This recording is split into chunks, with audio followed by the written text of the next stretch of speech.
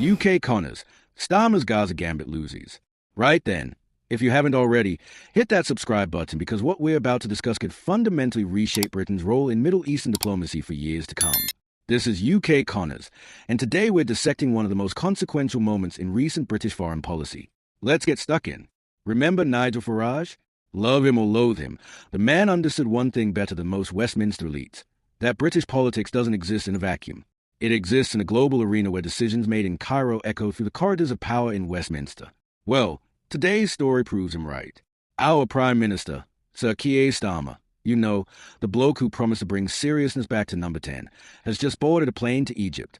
Not for a holiday, mind you, not for some garden party jamboree. He's heading to Sharm el-Sheikh for what could be the most pivotal peace summit the Middle East has seen in a generation. And Britain's position in it? Well, that's where things get properly interesting. Let's cut through the noise first. On Friday morning, after months of diplomatic wrangling, posturing, and frankly, enough brinkmanship to make a Cold War historian weep, a ceasefire in Gaza finally took effect. Not a tentative truce. Not another temporary arrangement destined to collapse. An actual ceasefire, brokered by, and this is a bit that matters, Donald Trump. Yes, that Donald Trump. The American president fresh into his second term, the man who the Western establishment spent years demonizing, has somehow managed what countless diplomats, UN officials, and international organizations failed to achieve. Now, if you think that's not going to cause some raised eyebrows in Downing Street, you're not paying attention. Here's where Starmer's arrival becomes crucial.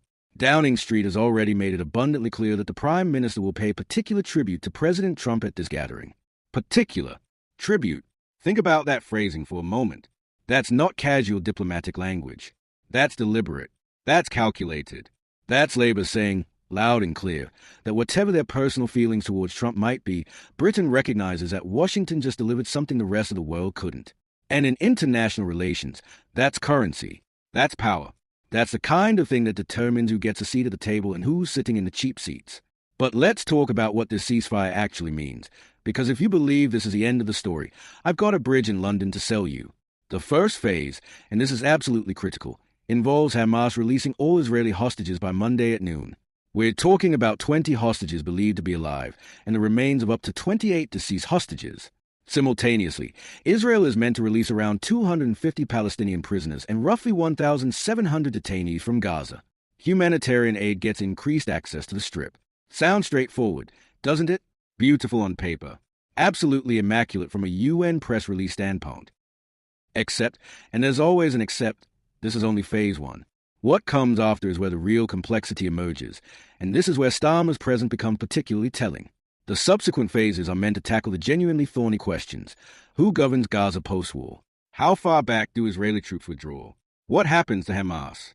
These aren't minor administrative questions we're debating over coffee in some think tank. These are the fundamental issues that have prevented peace agreements from sticking for decades. They are the reason a previous ceasefire that began in January lasted approximately 2 months before Israel resumed military operations. They are the reason seasoned diplomats probably have stress-related gray hair at this very moment. Now, here's what makes Britain's position rather peculiar.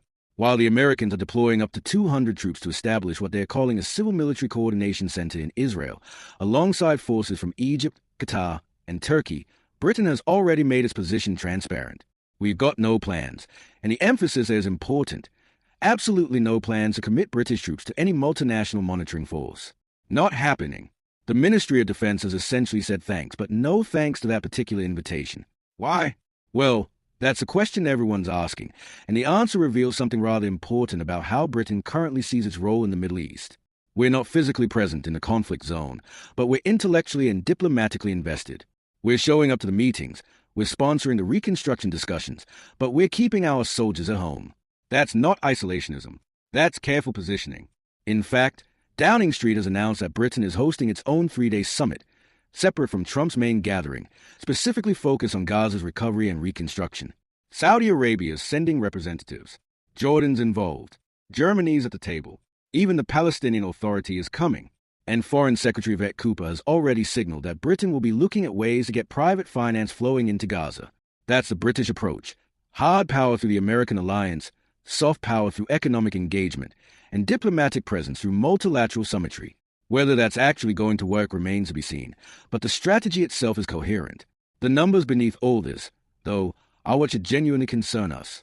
This war, and let's call it what it is, not a conflict or some sanitized diplomatic term, has cost over 67,000 Palestinian lives according to Hamas-run health ministries.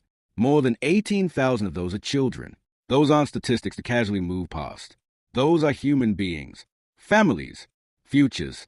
And when Starmer sits down in those summit rooms, when he shakes hands with other world leaders, when he discusses Gaza's reconstruction like it's a property development project, those numbers are sitting in the room with him whether anyone wants to acknowledge them or not. The irony, and there's a crushing amount of irony here, is that Hamas's attacks on October 7th, 2023, which triggered this entire cycle of violence, killed about 1,200 people and took 251 hostages. Horrific, absolutely inexcusable. But what's followed has been, in raw numerical terms, a drastically disproportionate response. That's not an opinion. That's maths. And when you're a British Prime Minister arriving at an international summit, that math becomes your political reality. You've got to navigate between acknowledging Israel's security concerns, supporting Ukraine in its struggle against Russian invasion, maintaining the special relationship with America, appeasing the Labour Party's significant pro-Palestinian membership base, and somehow convincing everyone back home that Britain's approach actually means something in the grand scheme of international diplomacy. What's particularly fascinating, and by fascinating, I mean absolutely maddening from a certain perspective, is that Trump has essentially outmaneuvered every other diplomatic actor on the global stage. For years, American Middle East policy was considered chaotic, unpredictable, and frankly, a bit of a disaster area. Then Trump returns, and suddenly, ceasefire. He doesn't make it through a 40-minute policy speech at the UN. He doesn't convene a summit in Geneva with all the traditional apparatuses of international diplomacy. He makes a deal. That's not diplomacy as we've been taught it. That's transactional politics at its finest, and love him or loathe him, it worked. Which brings us back to Starmer. His arriving in Egypt not as the architect of the ceasefire, not as the driving force behind the negotiations, but as Britain's representative to what is essentially America's victory lap. That's a complicated position. That's a position of a country that no longer shapes international events but responds to them. And when you're the Prime Minister of Britain in 2025, facing a cost of living crisis at home, significant pressure on the NHS, and an increasingly volatile global situation with Russia, that realization probably stings a little. But here's the thing that actually matters. What happens next? The second and third phases of the ceasefire deal are still up for negotiation. They could work out. They could fall apart spectacularly. If they collapse, we're back to square one, and Britain will be blamed for not doing enough. If they succeed, Trump will get most of the credit, and Britain will be seen as supportive but ultimately peripheral. That's the trap. That's the diplomatic minefield. And Starmer, love him or loathe him, has just stepped right into it. This is genuinely consequential stuff. This is the moment where Britain's position in global affairs either gets reinforced or questioned. This is about whether we're still a major player or whether we're comfortable with being a supporting actor in someone else's script.